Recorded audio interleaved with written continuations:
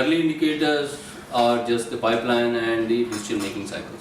But if you look at Q3, Q4, what impact it will have? It will have for the full year, not just Q1, Q2. It is a full year, and that is reflected in our guidance. Sure. How the Q1 pans out is just we'll have to just see how the ramp-ups takes place, decision making happens in the next couple of months. We will know. So it's very difficult to read in the short term the lag effect of the last 2 quarters. The lag effect of the last 2 quarters is already factored in our guidance for the full year.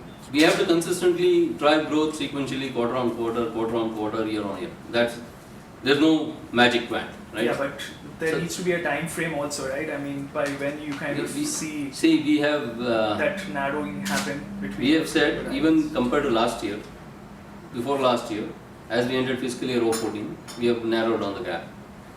We had grown about 5.8%, we are doing 11.5%. Yeah. So we almost doubled the growth rate, which is incredible on a 7 billion revenue base. Very few organizations can double that in 1 year. Yes, the journey is not over, challenges are not over, we are continuing on the journey. And we want to bridge this gap and then get back to the industry leading growth. It's very difficult to say, okay, 2015, so and so date, I will do it. Given all the other uncertainties in the market, you can't have that kind of a deadline. But internally, we are definitely shooting for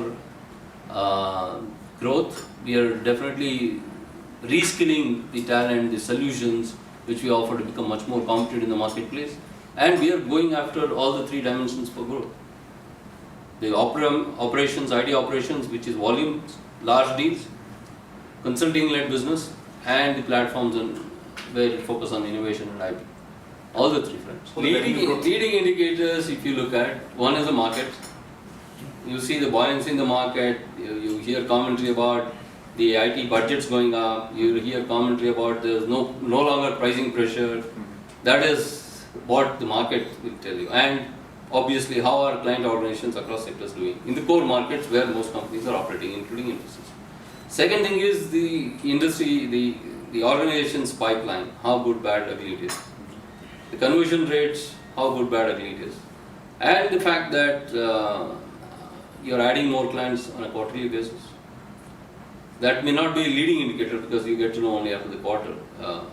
But that will be an indication also to see how many clients you're able to sustain. That by your ability to mine the clients will also increase. We have always, whether external or internal, the aspiration for Infosys to get the best talent to lead such a company, which has a global presence, which is respected, which wants to continue on its journey to be the globally respected corporation. And in that context, obviously we want to make sure we have made all efforts internally and externally to fulfill. Even internally, even at other leadership levels, while we have significant talent pool with us, obviously if you're able to get equally well-positioned talent pool, people who have already proven in Infosys would get the opportunity first. So that's been the case at all leadership levels. So, but at the CEO level, there's only one job there as a CEO, you don't have multiple roles. So we want to make sure that our benchmarks for internal candidates are equally as good as candidates potentially who could be out in the market. That's the balance.